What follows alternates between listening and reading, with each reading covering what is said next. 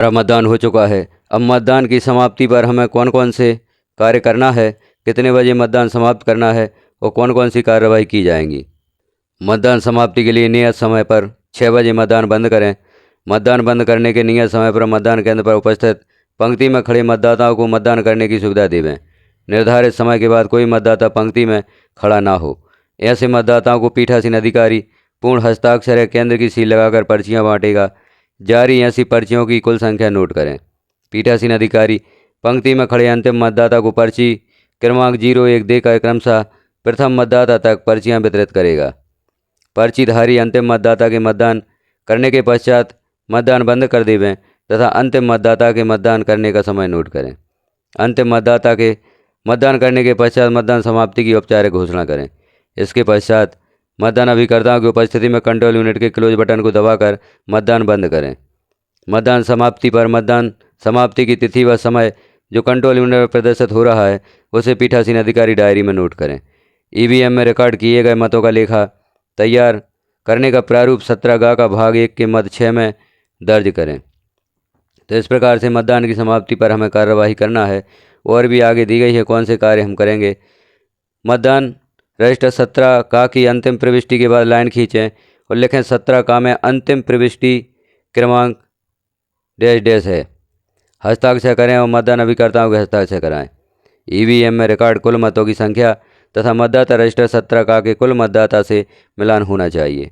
मतदान नहीं देने का निश्चय करने वाले मतदाताओं की संख्या तथा मतदान करने के लिए अनुज्ञात नहीं किए गए मतदाताओं की संख्या घटाकर पीठासीन अधिकारी की रिपोर्ट का भाग 3 जो क्लोज बटन दबाने से संबंधित है पूर्ण कर हस्ताक्षर करें और मतदान अभिकर्ताओं के हस्ताक्षर कराएं। मतदान समाप्ति पर क्लोज बटन अवश्य दबाएं और उससे संबंधित रिपोर्ट का भाग 3 तैयार करें। सीयू को स्विच ऑफ करें और केबल निकाल कर अलग करें। मतदान कक्ष में उपस्थित समस्त मतदान अभिकर्ता को रिकॉर्ड किए गए मतों का लेखा प्रारूप 17 की एक अनुप्रमाणित प्रति प्रदान करें। वीवीपीएटी को ट्रांसपोर्ट मोड पर करें। वीवीपीएटी का पावर पैक या बैटरी निकालें और संबंधित लिफाफे में रखें। कैरिंग केस में तीनों मशीनों को सील करें। मतदान समाप्ति पर यह कार्यवाही की जाएगी।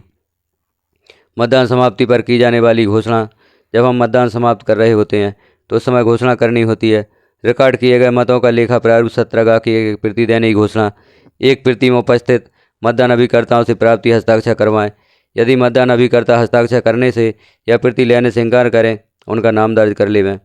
मतदान समाप्ति के बाद ईवीएम मशीन को सील बंद करना। सीयू का स्विच ऑफ है। मतदान दल सुनिश्चित होने के बाद बीयू से अलग करना। फिर कंट्रोल यूनिट, बैलेट यूनिट या वीवीपीएटी को कैरिंग केस में रखकर एड्रेस टैग के साथ सील करना। मतदान अभिकर्ता के एड्रेस टैग पर हस्ताक्षर कराएं तथा उनकी उपस्थिति में ही सील करें।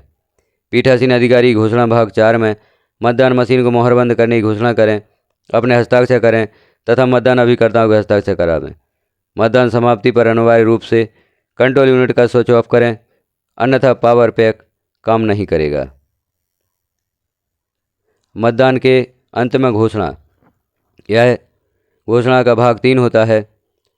यहाँ पर दिया गया है किस प्रकार से उसमें रिक्तियों की पूर्ति करना है और यह घोषणा करते हुए मतदान अभिकर्ताओं के हस्ताक्षर मतदान के अंत में जो घोषणा होती है भाग 3 उस पर कराए जाएंगे। नीचे पीठासीन अधिकारी अपने हस्ताक्षर करेंगे। यहाँ पीठासीन अधिकारी की रिपोर्ट भाग 3 मतदान समाप्ति पश्चात क्लोज बटन दबाना। इस भाग को तभी भरें जब आपने क्लोज बटन दबा दिया हो, क्योंकि यह जो भाग दिए गए हैं वो इसलिए दिए गए हैं कि आप विभिन्न बातों का ध्यान रख सकें। यहाँ पर निर्वाचन का नाम, विधानसभा क्षेत्र या सेगमेंट का क्रमांक एवं नाम, लोकसभा क्षेत्र का क्रमांक एवं नाम, मतदान का दिनांक, मतदान केंद्र क्रमांक एवं नाम। यह प्रमाणित किया जाता है कि मेरे द्वारा मतदान समाप्ति उपरांत कंट्रोल यूनिट के क्लोज बटन को निम्नलिखित की उपस्थिति में दबाया। यहाँ पर सरल क्रमांक, मतदान अधिकारी का नाम और पदनाम। यहाँ सभी मतदान अधिकारियों के नाम और हस्ताक्षर कराने होंगे और नीचे मतदान अभिकर्ताओं का नाम लिखते हुए उनके दल का नाम, अभ्यर्थी का नाम लिखकर उनके हस्ताक्षर करवाने होंगे। तो इस प्रारूप को सावधानीपूर्वक भरें और मशीन को क्लोज जरूर करें। मतदान समाप्ति पश्चात क्लोज बटन को जरूर दबाएं। उसी से संबंधित यह पार्ट 3 पीठासीन अधिकारी की रिपोर्ट का दिया गया है, क्योंकि इस पार्ट को यदि आप भरते हैं तो आपको तुरंत ध्यान आ जाएगा कि मशीन का क्लोज बटन दबाया जाना है। यहाँ घोषणा का भाग 4 दिया गया है, जो वोटिंग मशीन को सीलबंद करने के संबंध में होता है। वोटिंग मशीन को सीलबंद करने के पश्चात यह घोषणा की जाती है। वोटिंग मशीन की कंट्रोल यूनिट और मतदान यूनिट के कैरिंग केसों पर मैंने अपनी मोहर लगा दी है और मतदान अभिकर्ताओं को जो मतदान के अंत में मतदान केंद्र में उपस्थित थे उनकी सील लगाने की अनुज्ञा दे दी है। यहाँ पीठासीन अधिकारी के हस्ताक्षर, दिनांक, समय, वोटिंग मशीन को सीलबंद करने का समय भी यहाँ पर लिखना होता है।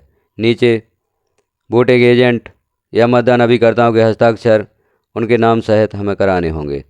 नीचे पीठासीन अधिकारी के हस्ताक्षर होंगे तो वोटिंग मशीन को सीलबंद करने के पश्चात की घोषणा हमारी पूर्ण होती है। यहाँ हम देखते हैं रिकॉर्ड किए गए मतों का लेखा एवं अन्य प्रपत्र कैसे तैयार करें।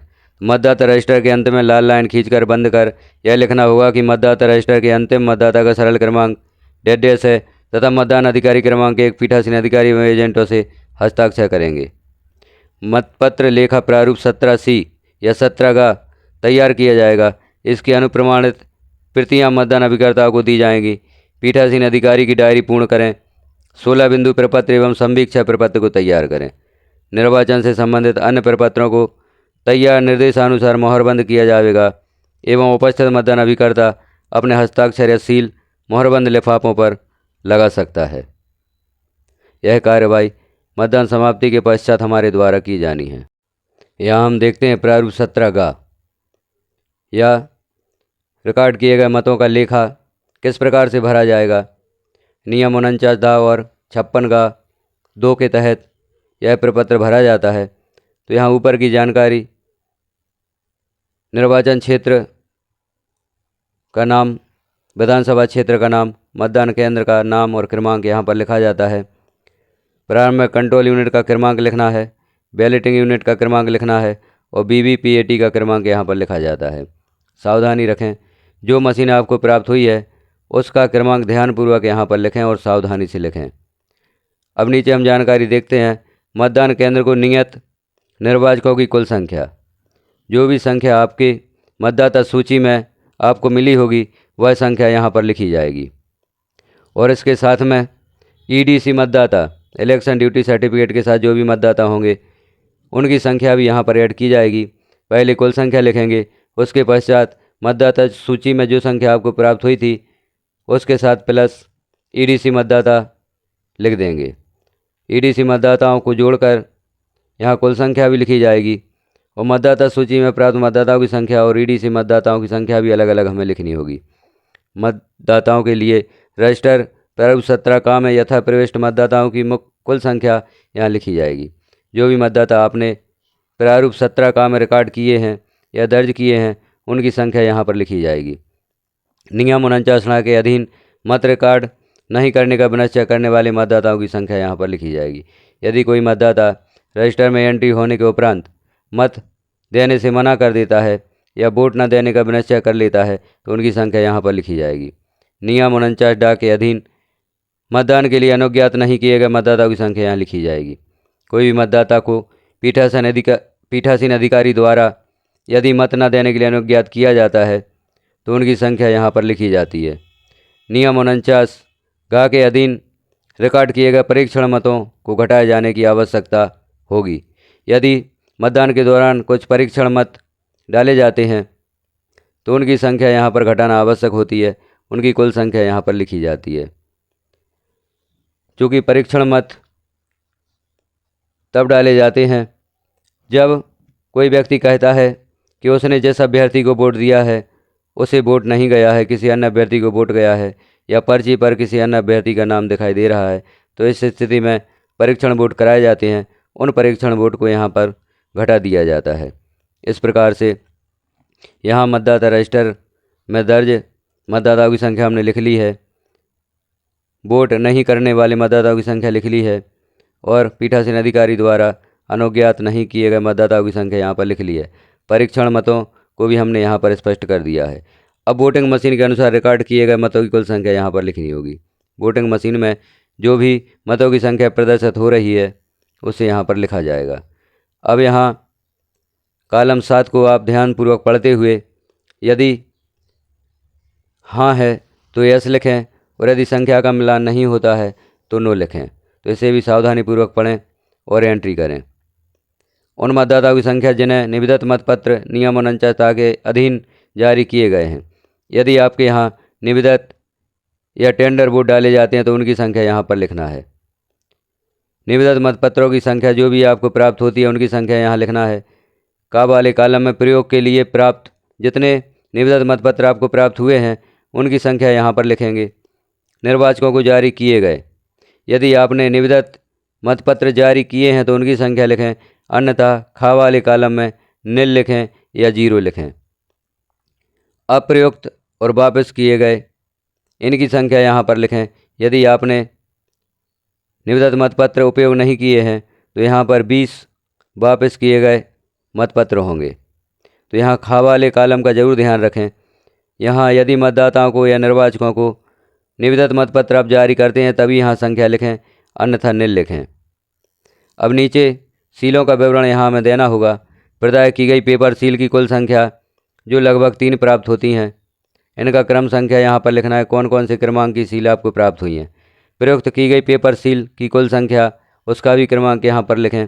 रिटर्निंग ऑफिसर को वापस की गई अप्रयुक्त पेपर सील, कौन कौन सी पेपर सील आपने रिटर्निंग ऑफिसर को वापस की हैं उनकी संख्या और क्रमांक यहाँ पर लिखें। यदि कुछ पेपर सील आपके द्वारा क्षतिग्रस्त हो गई हैं तो उनकी संख्या भी यहाँ पर लिखें। नीचे पीठासीन अधिकारी के हस्ताक्षर इस प्रकार से प्रारूप 17 या 17C आपके द्वारा तैयार किया जाएगा, जिसे मतदान समाप्ति के पश्चात आपको मतदान अभिकर्ताओं को भी एक एक प्रति प्रदान करनी होती है और इस पर उनके हस्ताक्षर लेने होते हैं। तो इस प्रकार से प्रारूप 17 या अभिलिखित मतों का लेखा तैयार किया जाएगा। यह एक बहुत ही महत्वपूर्ण दस्तावेज है, अतः इसे भरते समय पूर्ण सावधानी रखें। CU, BU और वीवीपैट का क्रमांक सावधानीपूर्वक लिखें और जो भी पेपर सील आपको प्रदाय की गई है तो जो आपने उपयोग की है उसका क्रमांक सावधानीपूर्वक लिखें। शेष बची पेपर सील का क्रमांक भी सावधानीपूर्वक लिखें और जो आपने जो प्रयुक्त की है पेपर सील उसका क्रमांक भी सावधानीपूर्वक लिखें। यहाँ हम देखते हैं पीठासीन की डायरी का प्रारूप। यह एक बहुत ही महत्वपूर्ण दस्तावेज होता है, अतः पीठासीन अधिकारियों को अपनी डायरी सावधानीपूर्वक भरना चाहिए, क्योंकि मतदान के दौरान, मतदान के पश्चात, मतदान के पहले जो प्रक्रियाएँ होती हैं सभी का उल्लेख पीठासीन अधिकारी की डायरी में हो जाता है। यदि इसमें पीठासीन अधिकारी चूक करते हैं तो उन्हें इसका खामियाजा भुगतना पड़ता है। अतः पीठासीन अधिकारी की डायरी एक महत्वपूर्ण दस्तावेज है जिसे बहुत ही सावधानीपूर्वक पीठासीन अधिकारी द्वारा भरा जाना चाहिए। यहाँ पर पीठासीन अधिकारी की डायरी का प्रारूप दिया गया है जो सिर्फ नमूनार्थ है, उदाहरण के लिए दिया गया है, अतः इसे ध्यानपूर्वक देखें और इसी के अनुसार आप अपने मतदान केंद्र पर अपनी जानकारियों के साथ इसे कंप्लीट करें। इसमें प्रारंभ निर्वाचन क्षेत्र का नाम स्पष्ट अक्षरों में लिखें, मतदान की तारीख लिखें, मतदान केंद्र की संख्या एवं नाम लिखें। उदाहरण स्वरूप यहाँ दिया भी गया है किस प्रकार से आप लिखेंगे। मतदान केंद्र निम्नलिखित में से कहाँ स्थित है वह भी लिखें। शासकीय या अर्धशासकीय भवन में है, निजी भवन में है, अस्थायी संरचना में है, जो भी हो स्पष्ट रूप से लिखें। चौथे कॉलम में स्थानीय रूप से भर्ती किए गए मतदान अधिकारियों की संख्या यदि कोई हो, यदि आपने स्थानीय रूप से किसी मतदान अधिकारी को नियुक्त किया है तो उसकी जानकारी यहाँ पर देना है। सम्यक रूप से नियुक्त मतदान अधिकारी की अनुपस्थिति में नियुक्त मतदान अधिकारी यदि कोई हो और ऐसी नियुक्ति के कारण भी यहाँ पर लिखना है। अब मतदान मशीन से संबंधित जानकारी यहाँ देना है। उपयोग में लाई गई कंट्रोल यूनिट की संख्या, जितनी भी कंट्रोल यूनिट आपने उपयोग में लाई हैं उनकी संख्या यहाँ पर लिखना है। उपयोग में लाई गई कंट्रोल यूनिट की क्रम संख्या यहाँ लिखना है। पहले कंट्रोल यूनिट की संख्या लिखना है और यहाँ पर दूसरे कॉलम में क्रम संख्या लिखना है। तीसरे कॉलम में उपयोग में लाई गई मतदान यूनिट की संख्या, जितनी भी मतदान यूनिट या BU आप उपयोग में लाए हैं उनकी संख्या लिखना है और उपयोग में लाई गई मतदान यूनिट की क्रम संख्या यहाँ पर लिखी जाएगी। उपयोग में लाई गई पेपर सीलों की संख्या और पेपर सील की क्रम संख्या हमें आगे लिखनी होगी। अब यहाँ विशिष्ट टैग से संबंधित जानकारी हमें नोट करना है। प्रदाय किए गए विशिष्ट टैग की संख्या और प्रदाय में लाए गए विशिष्ट टैग की क्रम संख्यांक यहाँ पर लिखना है। मतलब जो भी विशिष्ट टैग आपको प्राप्त हुए हैं उनकी क्रम संख्या यहाँ लिखना है। उपयोग में लाए गए विशिष्ट टैग की संख्या और उपयोग में लाए गए विशिष्ट टैग की क्रम संख्या यहाँ पर लिखी जाएगी। उपयोग में ना लाए गए वापस किए गए विशिष्ट टैग की क्रम संख्या भी यहाँ पर सावधानीपूर्वक नोट करें। जिन मतदान केंद्रों में वीवीपैट का उपयोग हुआ है उन पर लागू सिस्टम उपयोग किए गए प्रिंटर की संख्या, यहाँ वीवीपैट की संख्या लिखी जानी होती है और प्रिंटर का सरल क्रमांक, प्रिंटर या वीवीपैट एक ही बात होती है, तो यहाँ पर वीवीपैट की क्रम संख्या लिखी जाएगी। ऐसे अभ्यर्थियों की संख्या जिन्होंने मतदान केंद्र पर मतदान अभिकर्ता नियुक्त किए हैं उनकी संख्या यहाँ पर हमें लिखनी होगी।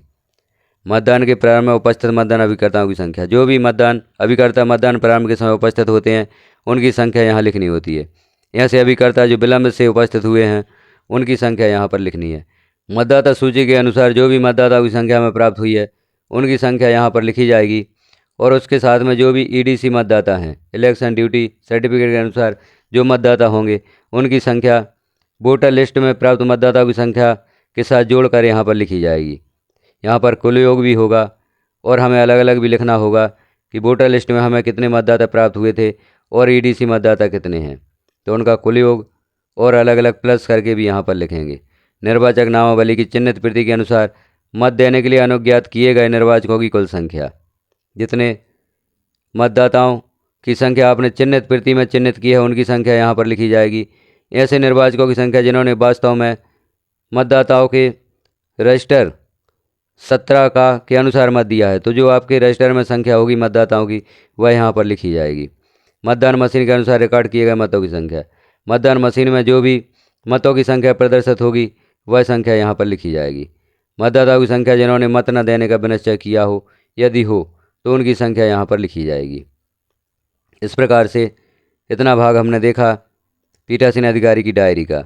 अब यहाँ प्रथम मतदान अधिकारी के हस्ताक्षर होंगे।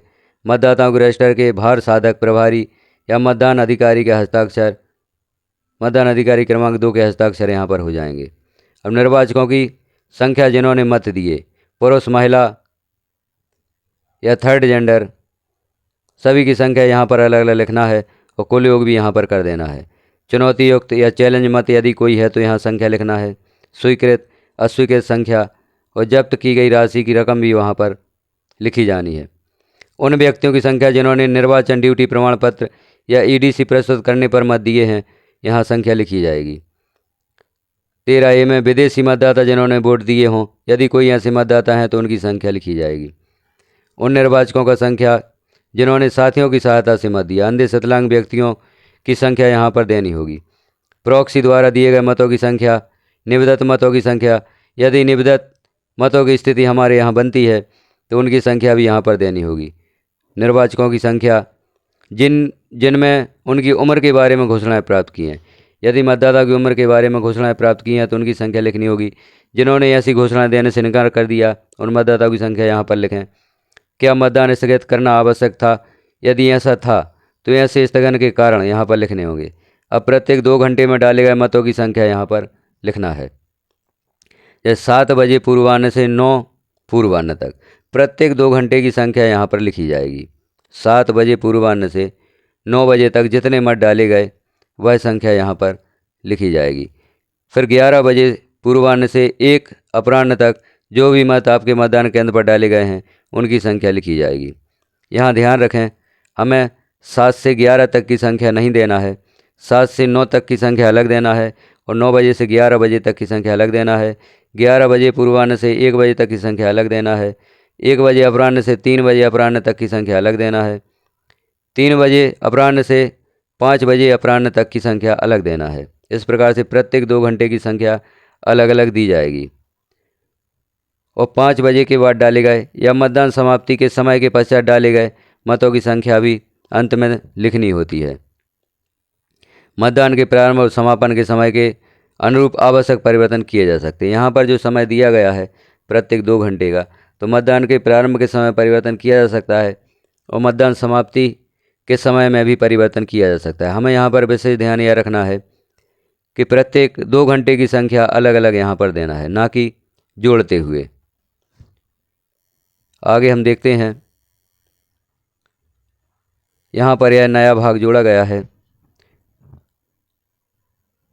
इसे भी हम ध्यानपूर्वक देख लेते हैं यहाँ कौन कौन सी जानकारियाँ आपको देना है। यह बजट सीट है। बजट सीट का भाग पीठासीन अधिकारी में नया जोड़ा गया, पीठासीन अधिकारी की डायरी में नया जोड़ा गया है, अतः इसे भी आप ध्यान से देख लें। अब आगे देखते हैं। मतदान समाप्त होने के समय पंक्तिबद्ध मतदाताओं को समय पर दी गई पर्चियों की संख्या। यदि मतदान समाप्ति के समय के पश्चात भी आपका मतदान होता है तो यहाँ जो मतदाता को पर्चियाँ जारी की गई हैं उन पर्चियों की संख्या लिखनी होती है। अंतिम मतदाता के मत देने के पश्चात मतदान समाप्ति का समय यहाँ लिखा जाएगा। निर्वाचन अपराधों का विस्तृत विवरण, मामलों की संख्या यदि कोई है तो लिखनी है। मतदान केंद्र से 100 मीटर की दूरी के अंदर मत प्रचार हुआ हो, मतदाताओं द्वारा प्रतिरूपण किया गया हो, मतदाता केंद्र पर किसी सूचना की सूची को या अन्य दस्तावेज को कपटपूर्वक बिगाड़ना, नष्ट करना। इस प्रकार से यदि किसी प्रकार की विषम परिस्थिति यदि मतदान केंद्र पर उत्पन्न हुई है तो उसकी जानकारी हमें यहाँ पर देनी होती है। इस प्रकार से पीठासीन अधिकारी की डायरी का प्रारूप तैयार होता है। क्या मतदान केंद्र पर उपयोग में लाई गई किसी भी मतदान मशीन को पीठासीन अधिकारी की अभिरक्षा में से अवैधानिक रूप से छीनकर, आकस्मिक या जानबूझकर गुम या नष्ट करके, नुकसान पहुंचाकर या छेड़छाड़ करके मतदान को दूषित किया गया, कृपया ब्यौरा दें। यहाँ पर जो भी विषम परिस्थिति आपके मतदान केंद्र पर यदि उत्पन्न होती है तो उसका ब्यौरा अवश्य पीठासीन अधिकारी की डायरी में दें। यदि आप यह ब्यौरा नहीं देते हैं तो आप मतदान प्रक्रिया को दूषित करते हैं। अभ्यर्थियों या अभिकर्ताओं द्वारा की गई गंभीर शिकायतें यदि कोई हो, विधि तथा व्यवस्था को भंग करने संबंधी मामलों की संख्या, मतदान केंद्र पर की गई त्रुटियों और अनियमितताओं की रिपोर्ट यदि कोई हो, क्या आपने मतदान केंद्र के प्रारंभ के पूर्व और यदि आवश्यक हो मतदान के बीच, जब किसी नई मतदान मशीन का उपयोग में लाने के पूर्व मॉक पोल करना आवश्यक तथा मतदान की समाप्ति पर जो आवश्यक हों घोषणाएं की हैं, तो यहाँ यस लिखें। पीठासीन अधिकारी की डायरी का प्रत्येक कॉलम भरना जरूरी है, कोई भी कॉलम को खाली ना छोड़ें। इस प्रकार से पीठासीन के अधिकारी की डायरी को कंप्लीट करें। पीठासीन अधिकारी की डायरी ऐसा दस्तावेज होता है जिसमें मतदान प्रारंभ से लेकर मतदान समाप्ति तक की पूरी जानकारी यहाँ पर हमें प्रस्तुत करनी होती है। यही पीठासीन अधिकारी का बचाव होता है। यदि कोई अव्यवस्था होती है मतदान केंद्र पर, कोई विशेष परिस्थिति बनती है तो उसका विवरण पीठासीन अधिकारी की डायरी में जरूर दें। टोटल नॉलेज एजुकेशन चैनल पर लोकसभा निर्वाचन संबंधी जानकारी कंटिन्यू रहेगी। आगे की जानकारियां हम अगले वीडियो में देखेंगे। यदि सारी जानकारी एक वीडियो में दी जाए तो वीडियो बहुत ही लंबा हो जाएगा, अतः लोकसभा निर्वाचन 2024 संबंधी समस्त जानकारियां आपको विभिन्न भागों में प्राप्त होंगी। सभी प्रकार के प्रपत्र, सभी सावधानियां, सामग्री प्राप्ति से लेकर सामग्री जमा तक की संपूर्ण जानकारी आपको यहाँ पर प्राप्त होगी विभिन्न भागों में। निर्वाचन एक बहुत ही महत्वपूर्ण कार्य है। लोकसभा निर्वाचन संबंधी समस्त वीडियोज आप जरूर देखें। आपको इन वीडियोज से बहुत ही बड़ी हेल्प मिलने वाली है। आप इन वीडियोज को देखकर विभिन्न प्रकार के प्रपत्र और विभिन्न सामग्री, सावधानियाँ आप बहुत अच्छे से देख पाएंगे। बने रहिए टोटल नॉलेज एजुकेशन चैनल के साथ और देखिए पूरा लोकसभा निर्वाचन 2024।